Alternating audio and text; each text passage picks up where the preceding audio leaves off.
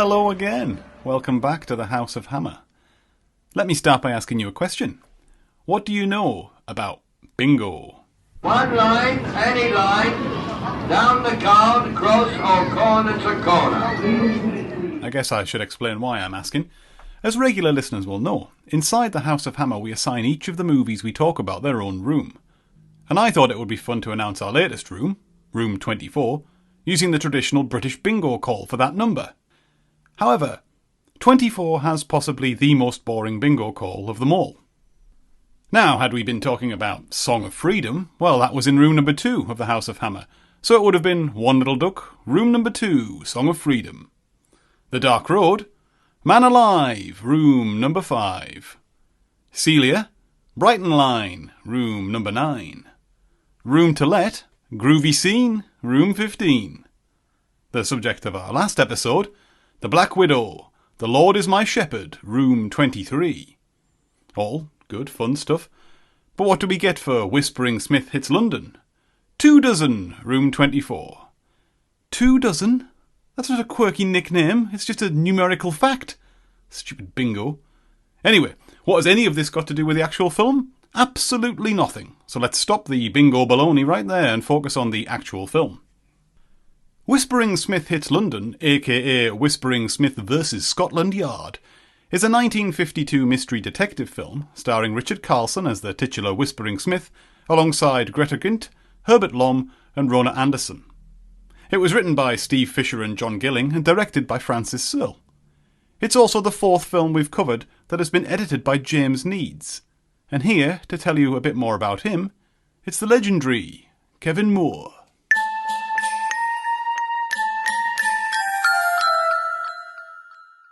There's one man that's appeared on the credits of Room to Let, What the Butler Saw, The Black Widow, To Have and to Hold, This Whispering Smith Adventure, and many more. He's one of the longest serving members of the Hammer family, in a tenure that lasted 24 years. He was a key player from the humble beginnings to helping to save the fortunes of Universal when Hammer became a huge American box office phenomenon. Yet weirdly enough, the name James Needs is barely mentioned. Born James George Needs in Holborn, October 1919, he began his film career straight from school as an assistant in the cutting rooms of Islington Studios in 1935. After the advent of the Second World War, he returned to the cutting rooms of the Shepherd's Bush Studios, where he worked for Gaumont British and Gainsborough. He quickly added more impressive films to his CV, most notably The Bad Lord Byron, starring Dennis Price and Joan Greenwood. This happened to be released as the Hammer writer and producer Anthony Hines was looking for an editor to handle the increasingly heavy schedule at the studio. Needs proved himself more than capable, and by 1957 he was appointed supervising editor. This meant he spent less time stuck in front of a moviola and more time stuck in front of a man in a suit. He had the reputation of being fair, but also one of a man that didn't suffer fools gladly, which was probably due to the insane workload he had. After all, he personally edited 32 and supervised over 60 Hammer features, as well as the Journey to the Unknown TV series. After making Frankenstein and the Monster from Hell, he made the painful decision and left his second family at Hammer. The very last piece of editing he did before retiring was for the Children's Film Foundation serial Professor Popper's Problems in 1975. Even after all the work he did, that's loved by millions the world around, his gimmick-free style gained him only this passing mention in the Heart of the Movies, the 2004 BFI study of British film editors.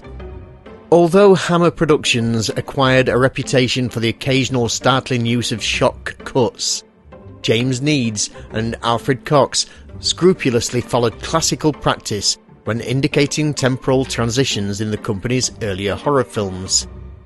A true, unsung hero of Hammer, we're only too happy to remind you to keep your eyes peeled for the name James Needs on the credits, although there's quite a few.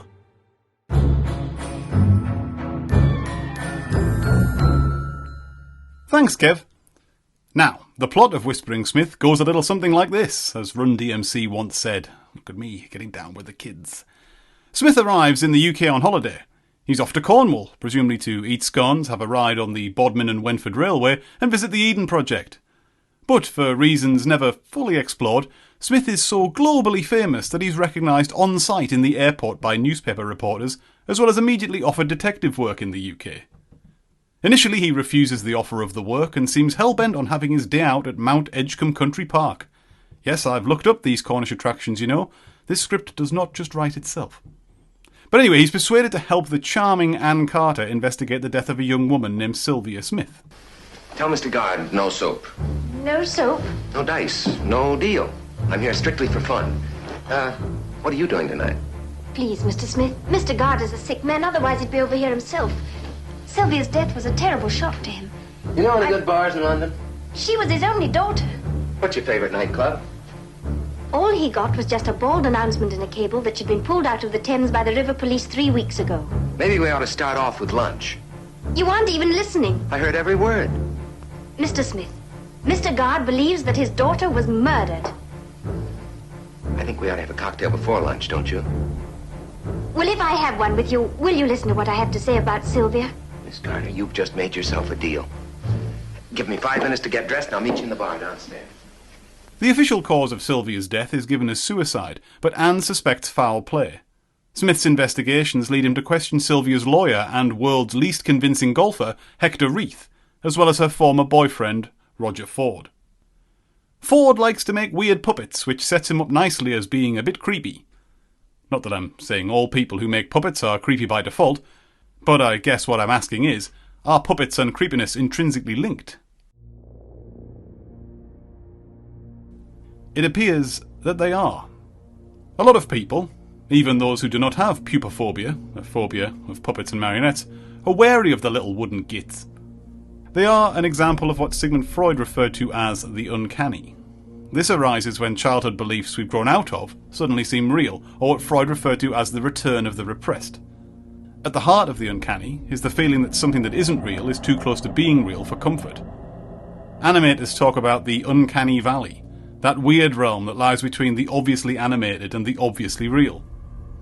Another reason puppets creep us out is that they've been used to represent some very odd things over the years.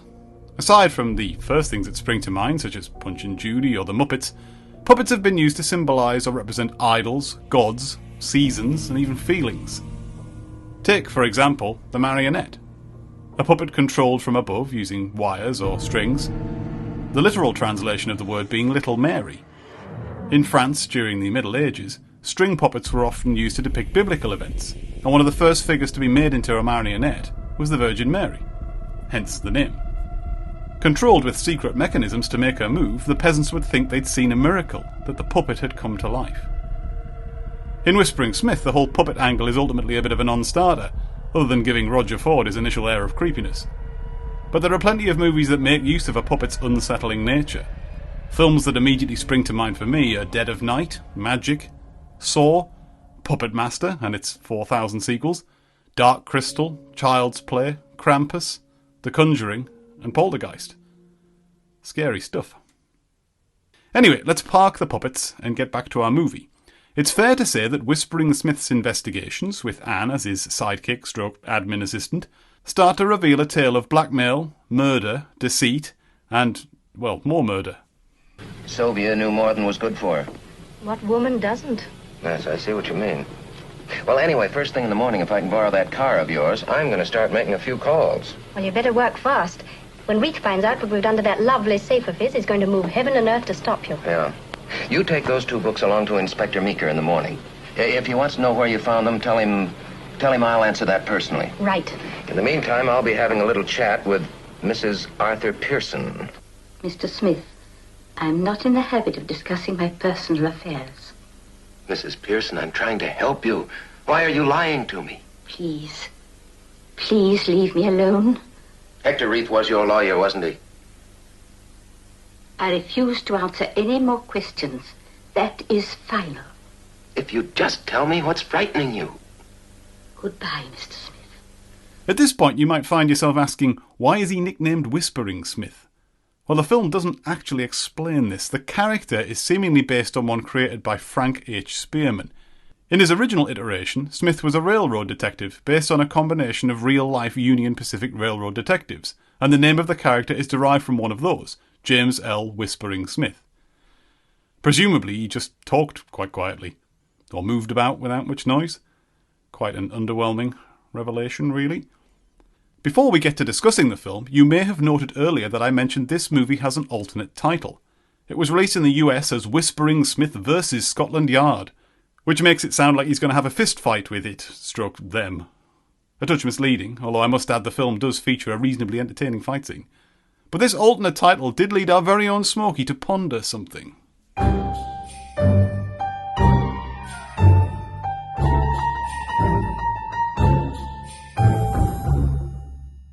Whilst watching our most recent offering from Hammer, something struck me about a term I'd been taking for granted.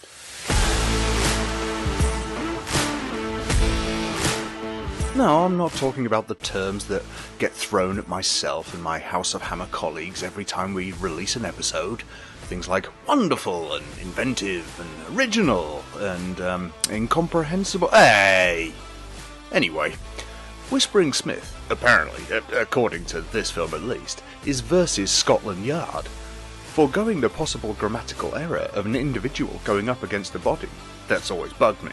I'm focusing more on the latter half of that title. You watch any movie or TV show, and it doesn't even have to be a British one, that mentions any kind of involvement with the boys in blue, the talk will inevitably end up at the doors of Scotland Yard. It occurred to me, I have no idea why it's called Scotland Yard. Doesn't really sound like a natural base for the police force of this country, does it? I mean, firstly, it's not in Scotland, it's in England. And being really picky here, it's not really much of a yard either. Also, being situated in London, it doesn't actually scream that it's the most yardy of places, does it? After a cursory glance online, you can imagine my disappointment to find it was named after a street it was situated on. I know. How is that? Named after a boxy street. So that's it. The shortest segment in House of Hammer's brief history. Ta-da!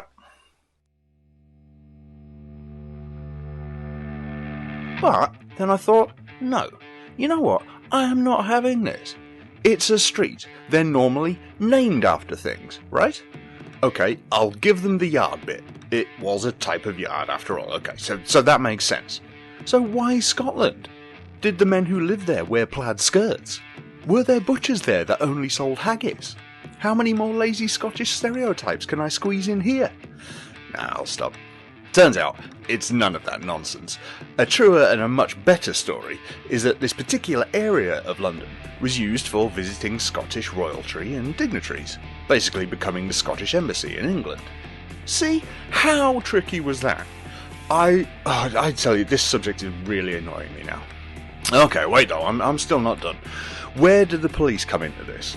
Well, again, very basically, the area was near where the English royalty were, and, as mentioned a moment ago, where the Scots would pitch up for a bit of a kip and an iron brew. Oh, there was more. Oh. And it makes sense to have most of your constabulary near to where the rich and entitled reside, doesn't it? Now, I know that is only part of the story, okay? Scotland Yard has moved and drastically changed over the years. It's now called New Scotland Yard and is in a completely different area of London. Oh, come on. They're not even trying now. Not that they were to begin with, but New Scotland Yard. Which utter genius came up with that one? How much did some marketing gadget get slung to come up with that nugget of gold? God! This is one of the most frustrating segments ever. Everything just seems so lucky and convenient, and no planning and no forethought. Although now thinking about it, that sounds like most of my contributions to the show anyway. Never mind. That's me done for the day. Time to kick back with the tenants and a deep-fried Mars bar. Sorry. They were the last, I promise. Smokey! Oh, hang on. Sorry? Smokey! You alright, Donald? Donald, where are your trousers?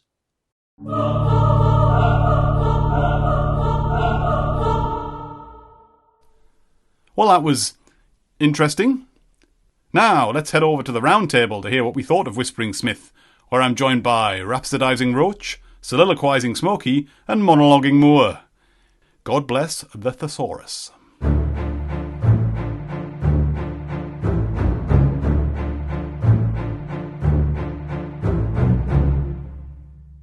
Hell's Cats, my friends. Finally, we are in 1952. We're out of 1951. We've been there for so long. It's very nice to be here. And we are with Whispering Smith versus Scotland Yard, or AKA Whispering Smith hits London, whichever you wish. Doesn't really matter. He smacks London. Well, it does, really. Poor doesn't it? London. Yeah. Holds a knife to London's throat. And we're kind of back on from more familiar territory, I think, after the sort of the sidestep that the Black Widow took. As interesting as it was, but we're back in the sort of the world of crime and intrigue, but also we're back in the world of foreign interlopers coming into the good old U of K and casting their shadow over it in a very dramatic way. From what I can gather from the various bits that I've read about forthcoming Hammer films, this seems to be something that might happen a few more times as well. Is this a good direction for Hammer to be going in? Let's discuss. Ben? Well, my question would be, who on earth is Whispering Mr. Smith, and what is happening here? I think is a fair question to have, because this film is like a sequel, and there isn't an original. And I think my issue, one of my issues, but I have several issues, is that we're assumed to know who Whispering Smith is, and we don't know who Whispering Smith is. And we don't care. And so what we've got here is presenting is sort of basically an American travels to England to solve all our problems, which is fine and has happened before and will happen again, I'm sure.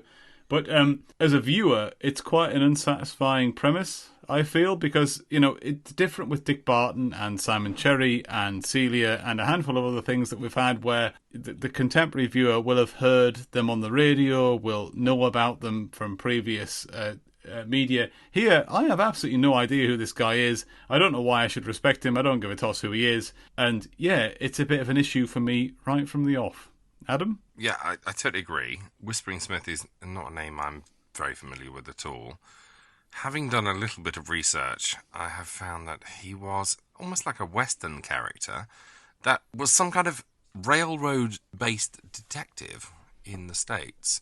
So, again, I know that we say this a lot when it comes to the Hammer properties that we've seen so far, but it looks like they've taken an existing property and tried to make a film series out of it. And just, the cinema goers of 1952, I'm assuming, must have been more familiar with Whispering Smith than we are today. But, again, Hammer keep hammering away, ironically, at this thing where they take an existing franchise and say, can this be a hit? Can this be a hit? And as we know, they didn't really strike pay dirt for another 5 years. But Whispering Smith is yet another in a long line of these forerunner properties that they've taken and said, hopefully this is the one, this is the one, this is the one.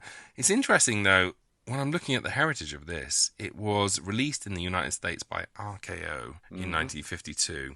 And it looks like they had a deal with them from the off. So it almost looks like, to me, that RKO said, make it more American-centric. Take an American star, take an American property, and see what you can do for no money. I mean, as a cowboy detective who works primarily on railroads, it's kind of mystifying as to why he's suddenly in London, no longer a cowboy, and solving a society mystery. This is a more this case, this mystery, this whole story would suit The Saint, I would say. It's nothing. It's not. Why make it Whispering Smith? It's just an absolute mystery to me. I mean, we'll get onto the mystery in a bit, but the whole why it's Whispering Smith, I just don't know. It's probably the biggest bugbear I have with this film. You have a visiting American coming over and solving a mystery. And it's like, what did I liken it to earlier on? It's like saying, hi, let's take James Bond and make a rom-com with him. It's like that Alien, it's like it's not his ballpark at all. It's like it doesn't fit into that world. And Whispering Smith is a cowboy detective who works in the Old West on railroads, and here he is, in the society lounges of London, solving. So it's just just completely Adam. Sorry. Have you ever seen any Roger Moore James Bond? They're all rom-coms. Good point. Good point. I agree. It's a little odd, but then it's not something that we haven't encountered before with Hammer.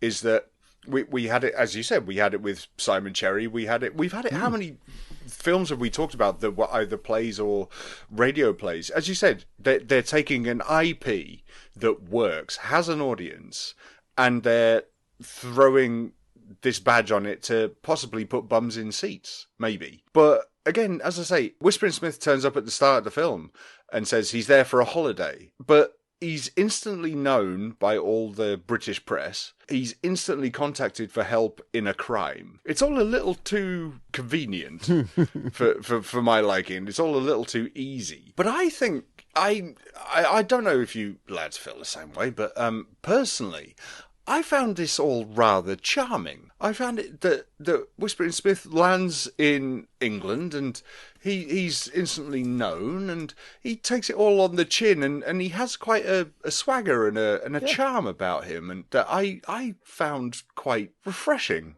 And it was kind of nice because he wasn't Robert Preston in Cloudburst, and so he was just this guy who was looking for a bit of peace and quiet on his holiday, and then gets lumbered with this job that he never even asked for, and I didn't mind that, to be perfectly honest. He walks up and upstages Lady Gaga. Doesn't he just? Yeah, but she was an ass.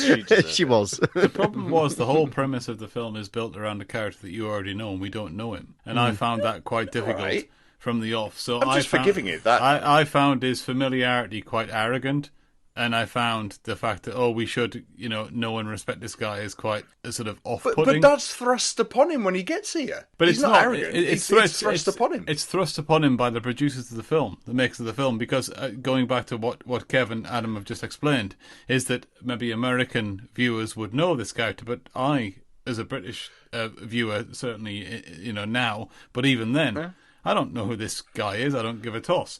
And, sort of throughout the sort of opening sequences, he's very much like sort of Indiana Jones. But, yeah, he's Indiana Jones when we've been introduced to him in the Temple of Doom. We know who he is. We enjoy his arrogance. We can appreciate his sort of lady-killing expertise. But I don't have any of that sort of back catalogue with him. So I'm just finding him irritating at this point.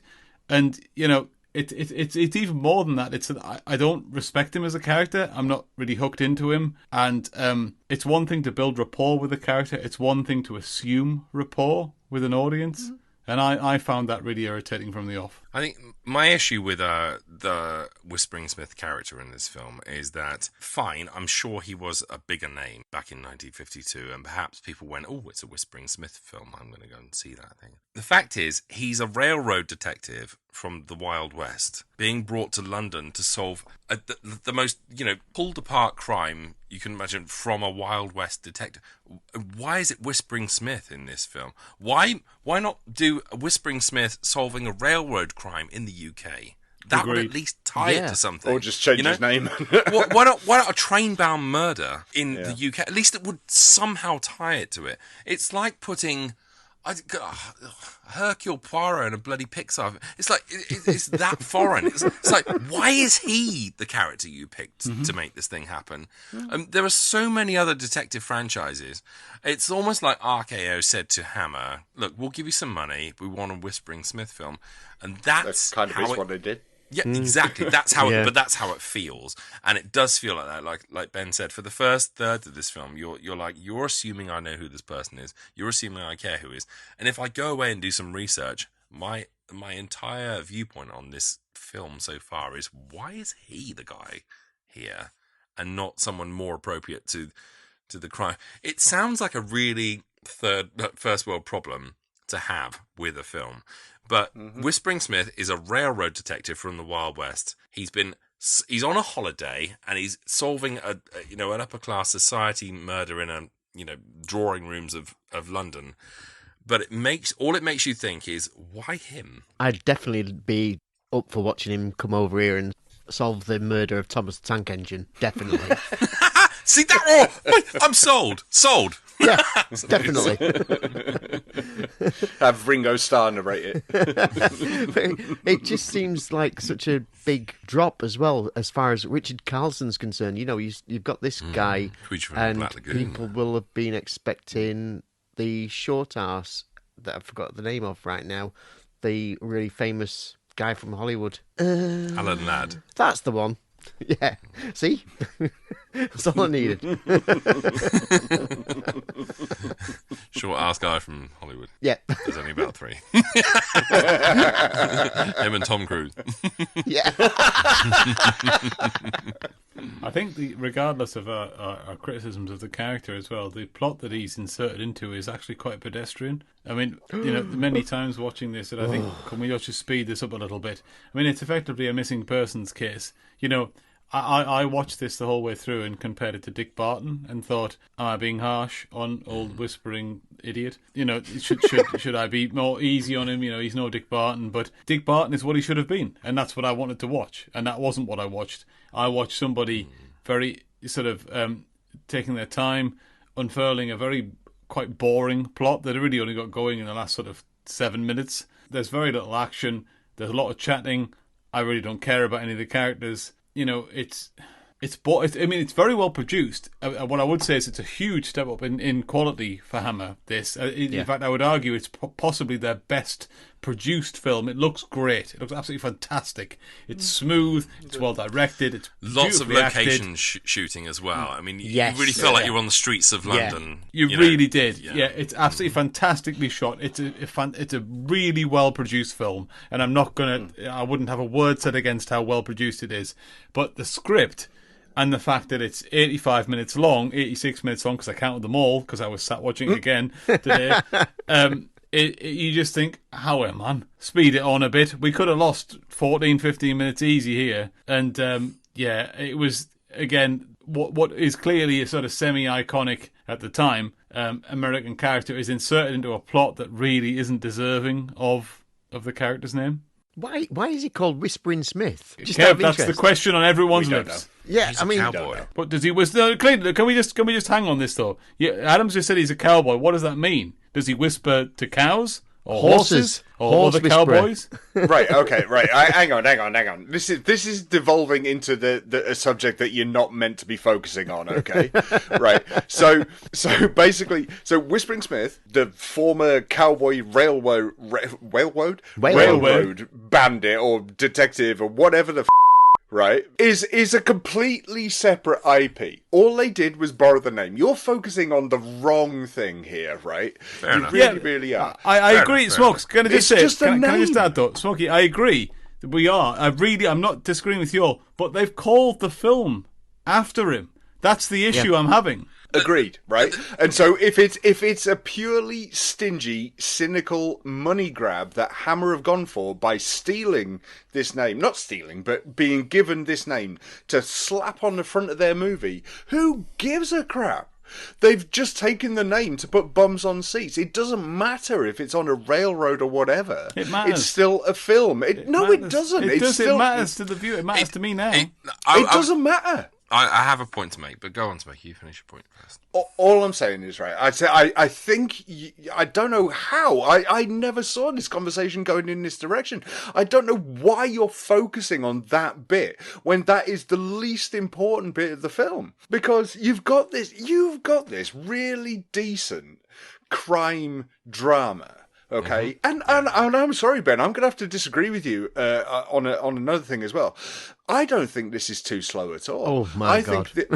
I think this is really this is going to be a divisive scoreboard. I think this is really well paced. Smokey, the dialogue is on my notes.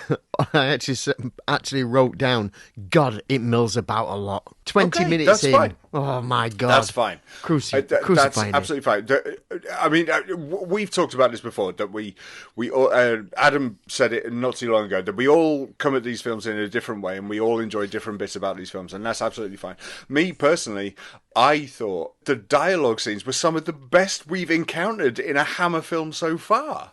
I thought the script was excellent. And all right, you can grimace all you want, Ben, but I'm saying that this script was really, really good because it fleshed out. You say, oh, we don't care who these people are and we don't care what they do. But you put, let's not call him Whispering anymore, Steve Smith. Well, okay, terrible name. But you put these people down in front of each other, and you put him with Anne, and then you put him with Kev's favourite, Miss Grint, and you've got them, Gint, sorry, and you've got them, and it's just, and I thought it was electric, some of this, and this is the first time that ever we've done one of these round tables where I am shocked that you aren't agreeing with what I saw, because what I saw apparently is a completely different film than you lot. I thought, especially the opening bit. I'm sorry, I won't include you on that. Sorry, I'm not tarring you all with the same brush. I will let you go in a minute, Adam. I'll just say this: I thought that the opening, okay, you've got to suspend disbelief like you do with any film, and we've had to suspend it pretty damn far so far with so many Hammer films. Yeah, but you compare this to the bare bones of something like, I don't know, Christ, like Someone at the Door or what the Butler's. This is a fully fleshed out. No, last movie, Black Widow. This is so much more fleshed out and so well brought to the screen that this is way above what we just watched in the last episode. And I'm in shock. You done, Adam?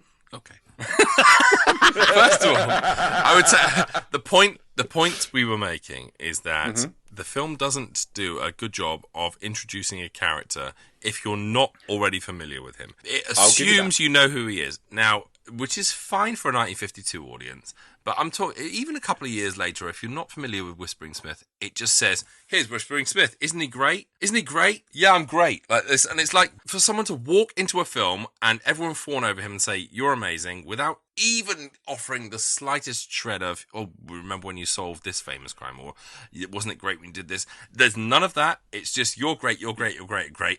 There is that, though. I mean, the guy in the hotel says, "Oh, we were all following your case." Yeah, we were following your latest case in the papers. That doesn't tell you, as an audience member, even what he does. I mean, it's like you're a detective. It's just so vague, and the fact that the first act is just, you're brilliant, but we're not going to tell those guys who are watching this film why. You're brilliant. We're not going to tell those guys why. Remember when you did this thing? We're not going to tell those guys what you did, but you're brilliant anyway.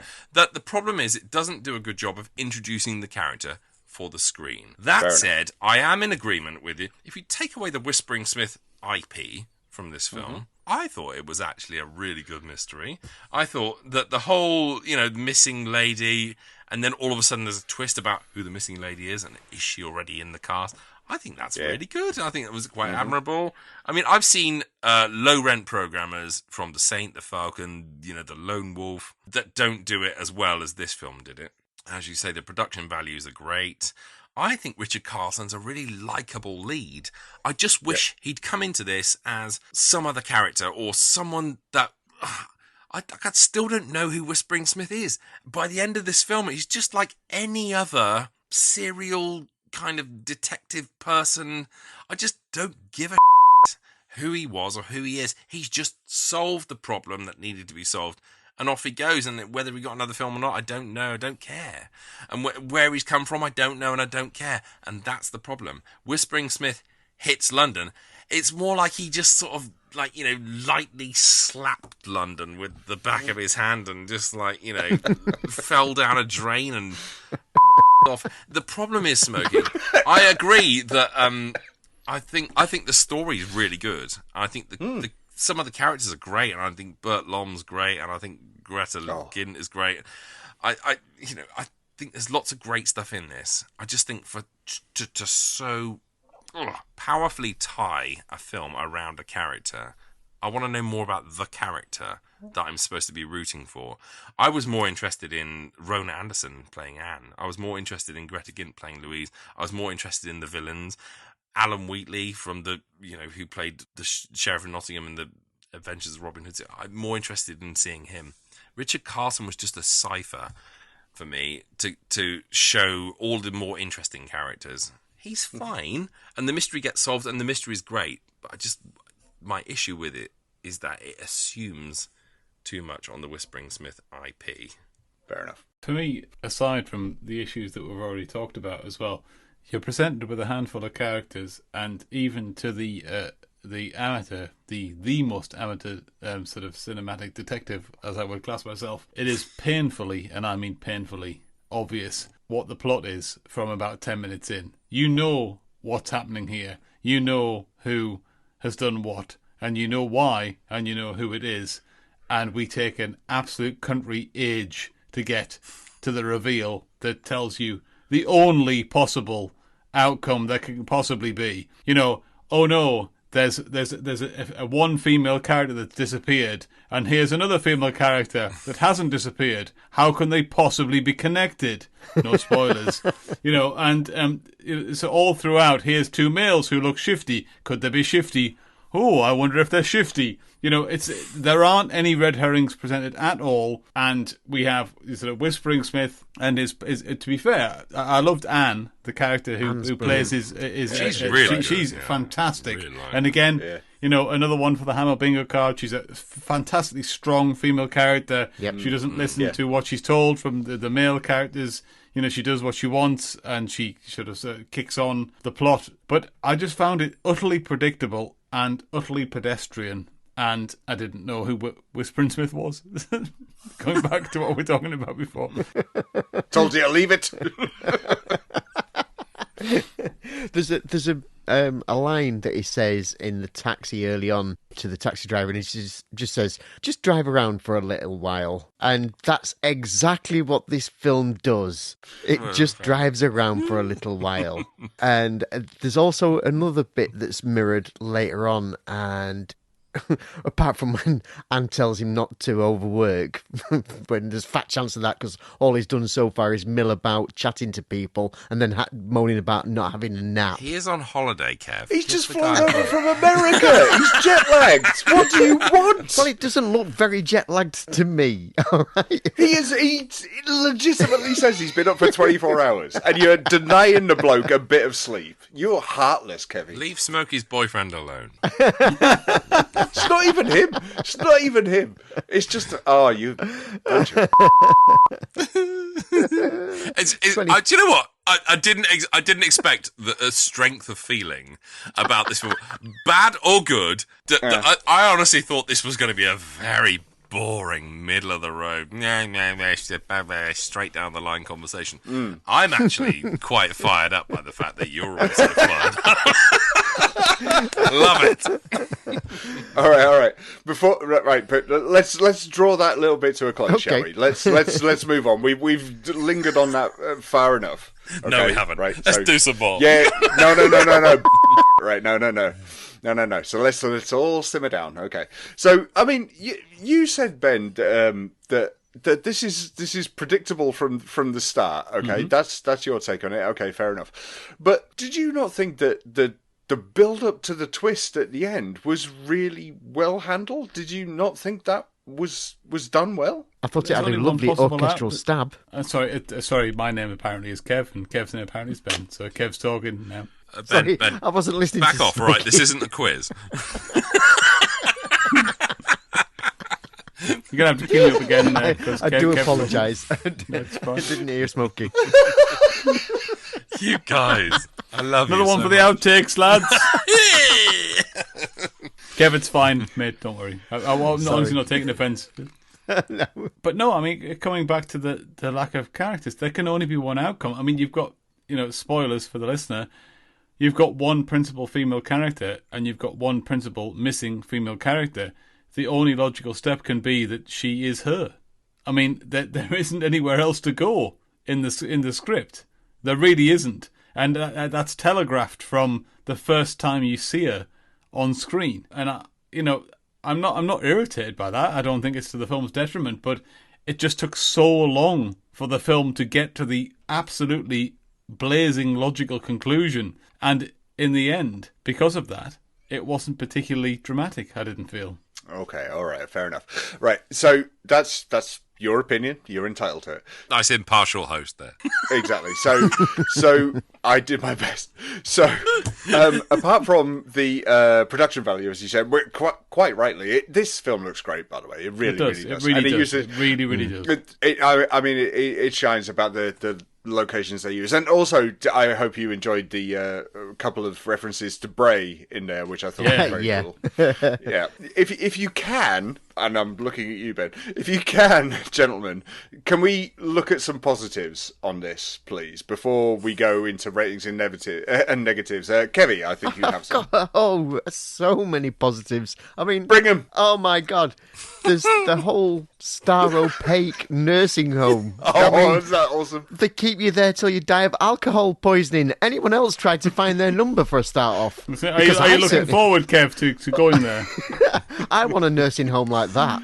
Definitely. Well, looks like you were running it from the looks of the guy. Life goals. Did no one else think the guy running it would look like Matt Lucas with a beard? He did, yeah. He was fantastic. Dr. Torrance, hello? He's so good. Yeah. Hey, how dare you?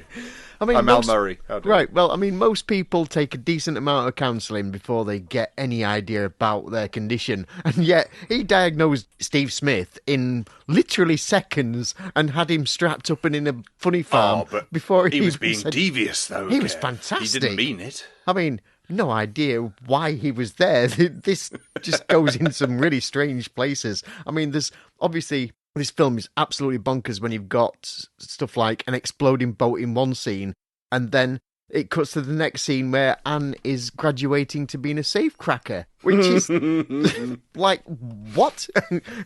And she's doing such a good job that Danny Green is actually just trying to give her a job there, doing that instead. Yeah, at one point it is revealed that the sort of overarching sort of enemy organisation is a nursing home. And I thought it would be full of sort of 95-year-olds in wheelchairs, but no.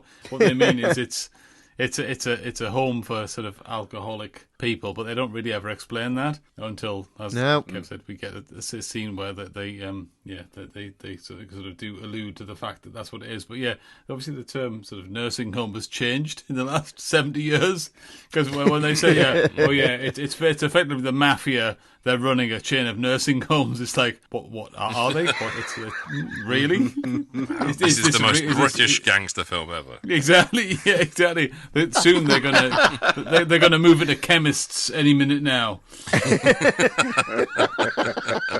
We have a whole fleet of potters just waiting to attack.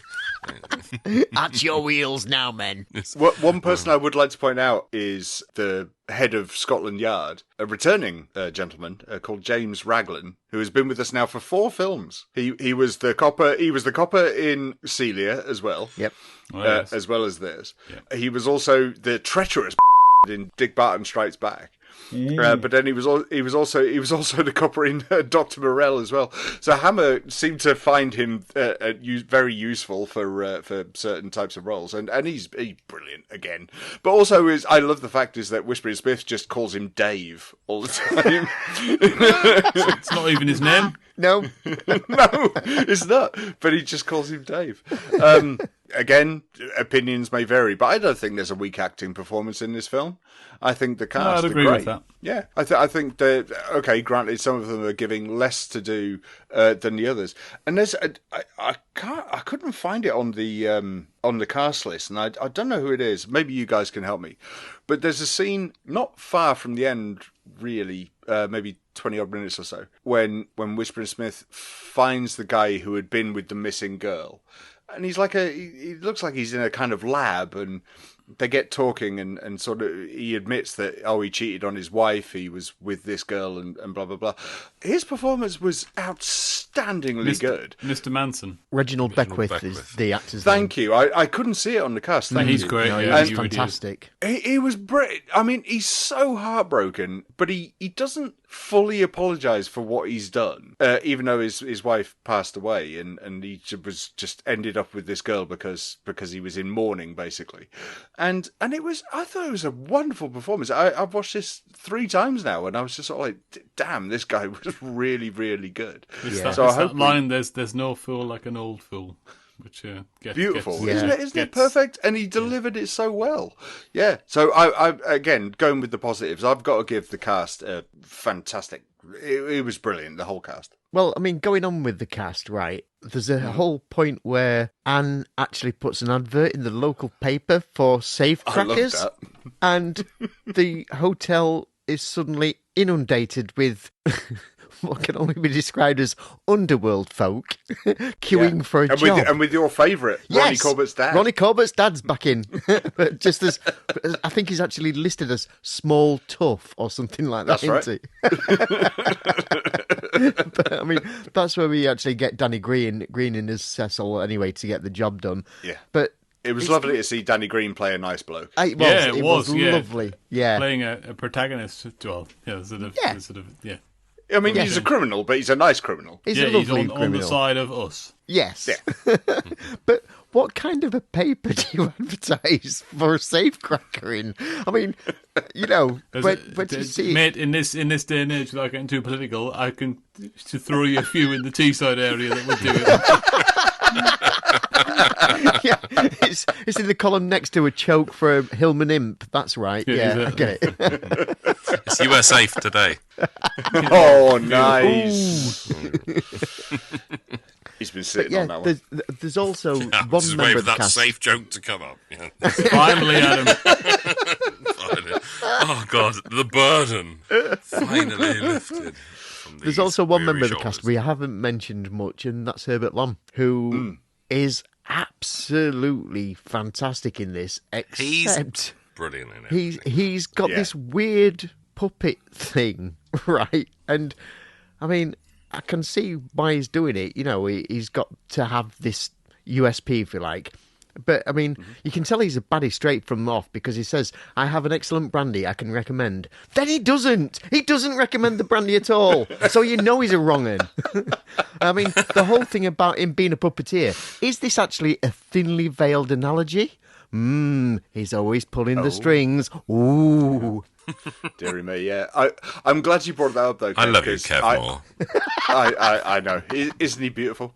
I've got to say that I think that this has possibly one of the most beautiful shots we've seen so far in Hammer. Okay. Which is when Herbert Lom is behind the strings of the marionettes he has down, and he's reminiscing about the girl who was quote unquote died, and the camera just zooms in, and all you can see is the strings and his face of the marionettes. You see the strings, and then you see his face, and it zooms in, and he's reminiscing about the girl, and then when he stops, the camera starts pulling back as soon as he stops reminiscing about his quote unquote again lost love, and it was a beautiful shot. And I watched that a couple of times, and it was wonderful. It was sort of like, ooh, hello, there's something new going on here at Hammer. And it was sort of like, you know, again, we weren't we weren't in an Oxfam shop. We weren't in a room that was supposed to be a boat again. You know, we were like, hang on, they're trying something different here. You could definitely see the Hollywood money in this film. Right Yeah. You know, it's almost like they said, we like what you do, but we want an American character and we want a bit more of a slick production. And they've that's delivered. not a bad thing. No. Yeah. They really, really did. Yeah, the shots in the foot chase as well. That is gorgeous to look at. You know, and it's it very really is noir. Very noir I agree. indeed. Yeah. Very the third man. Very, yeah. And I yeah. actually checked up on what year that came out because I thought, hang on, this is very Vienna. What's going on here? You know, and it's great to see it because it's still a bombed out London, you know, and you've got a lot of places that are dilapidated. The fact that they actually use that space and use it well, just well done. And as I'll reiterate what I said to you lads off mic, is that a really hard scene to watch when the sunlight is blazing through your window because you can't see a freaking thing if that happens. So yeah, don't try that at home. Okay, I think we've done that enough now. I think we should probably get to a bit of a roundup of what we thought about the film and our ratings as well. Kev, do you want to kick us off? Yeah. I'll give my rating first and then give you a quick sort of potted review of it. Sure. I gave it a 7 out of 10 because despite the really pedestrian first half an hour, good God, it really does pull itself back. You know, it has got a a decent cast. It does look great. And, you know, just talking to you guys, I just realised there's so much extra stuff. I mean, there's some great lines in it as well, like you were saying about the dialogue, like, why don't you be a good girl and give me those guns? But I'm not a good girl. I love that. Such a good line. Oh, that just slayed me, and I thought, yes, I'm totally on board with this. The fact that you've got Anne, who, on subsequent viewings, I actually side more with her now. I think it's just because she's less killy. and the fact that you've actually got, I think this is the first time I've seen this in the Hammer film as well. You have a romance that begins and actually sort of blossoms during the film. I mean, we've not had anything, you know, like this. We had... apart from River Patrol. The weird romancing River Patrol with the bandages. The greatest love story of all time, if you ask me. Yeah, you're not allowed to talk about that. Carry on. Yeah, but that was more sort of surprise romance. Hello. But this, you could actually see there was a connection right from the start, and it was enjoyable to watch it as they kind of developed over the hour and a half, hour and a quarter. So yeah, I enjoyed it. Lovely. Ben? It's a 4 for me. I didn't like this film at all, and I wanted to. I thought it was very well produced, and I thought the acting was fine. The story was dire, utterly predictable from the beginning. I thought it felt from the off like a sequel, utterly unrewarding to the audience member who could actually piece 2 and 2 together. Really didn't enjoy it. Found it a struggle to get through 2 times. Quite boring, to be honest. Pedestrian. Didn't enjoy it. 4 out of 10. The sun has got his hat on. The man is being honest. Hip, hip, hip, hooray. Kev gave it 3 when we were talking earlier, but somehow he's given it 7. I don't know what is I happening. think I've scored this quite low, he said. No, I was 7 checking out the of 10, letterbox. Jesus Christ. No, I checked the letterbox, You can only right? rate And out I've of got 5 give on it Letterboxd. 3.5, which is 3.5 out of 5, not Oh, 3.5 right, okay. out of 10. There you go. Oh, so it's There you go. okay. Kev's wrong as well. Okay, right. So I'm going to go next, and because Adam requested to be last, so that's fine. I'm going to rate this, and I don't know. Do you know what, Ben? You called me a joyless wonder for various movies in this. Because you are. And I'm going to throw that right back at you. This is brilliant. I loved this. I really, really enjoyed it. I thought the cast were excellent. I thought the build-up was great.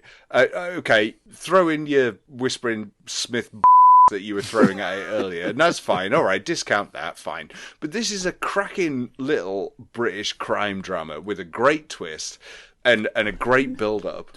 And I loved it. It was a great twist. It was great. And I don't care what you say. I'm going to give this a 9. This is Oh my good God Almighty! good. A 9. It's River Patrol all over again. Here we are. This is one of the best crime thrillers we've done for Hammer. I loved it. Everything about it. There was only a couple of bits that I could have knocked it down on. I thought this was excellent. And I watched it again today, and I was sat there going, this is riveting. The script is an absolute dynamite piece of work, and the acting performances are wonderful. And yeah, I this is up there for me, for Hammer so far. This is excellent stuff. And I don't care what you say. This is mine. This is my River Patrol. I'm dying on this hill. So you admit River Patrol's a masterpiece.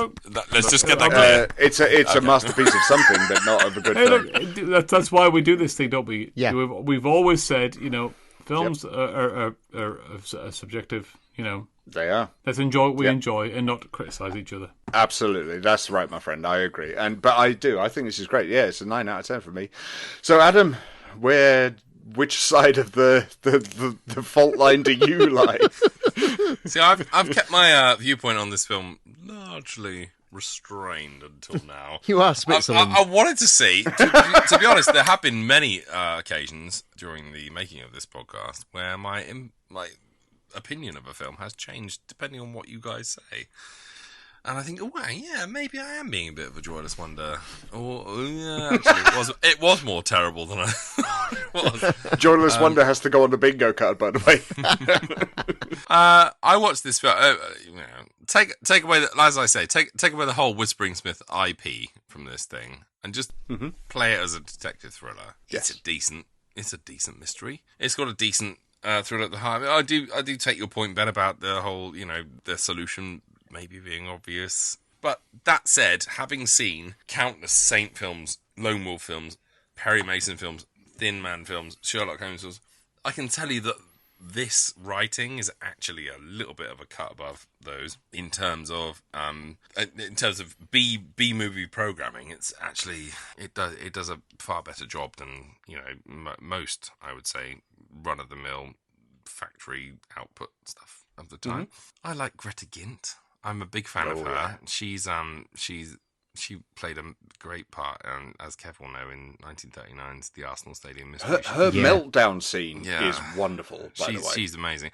I think Rona Anderson is the standout in this film for me. Herbert Lom, when he turns up on screen, you go, oh my God, I'm so glad Herbert Lom's in this film. Alan Wheatley, who plays Hector, I recognise from the Robin Hood series that was on British television in the 50s, and it was such a joy to see him. As you say, it looks like it's had some money chucked at it. I do think it's the runtime here, it says 77 minutes.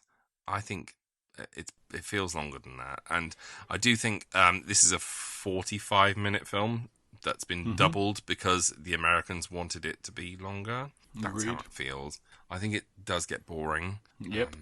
Do you know what? I'm not going to agree with either of your camps. I'm going to say this is a 6. And that's a generous 6 as well. And it's not that I don't agree with you. So it's a 4 really, is what you're saying. Out of 5. It's you know what? It's fine. It's fine. But it's not more than that. It's fine. If it'd been shorter, it would have been more concentrated adventure. And I think it would have been a lot more fun. Better. I do think the Whispering Smith IP hurts it slightly. And I do think the bloated runtime hurts it slightly. But I do think the mystery writing is a slight cut above. And I think the playing of it, the production design, and the direction is a cut above as well. So it's hard. It's not straight down the middle. It's slightly above that. It's a 6 for me. The one thing I can take away from this is Greta Gint. I had no idea going into this that she was Norwegian. With that accent, that is ridiculous. She's more cut glass than Adam. That's what I'm going to take away from it too. Well done, Kev. Hey.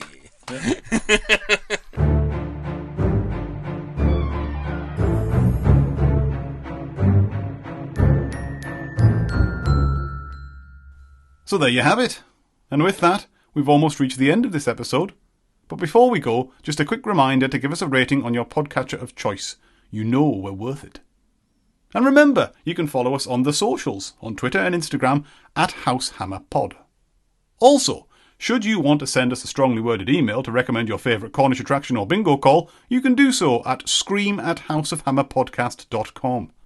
Should you wish to adorn yourself in House of Hammer podcast merchandise, simply head over to the-house-of-hammer.creator-spring.com. Simple.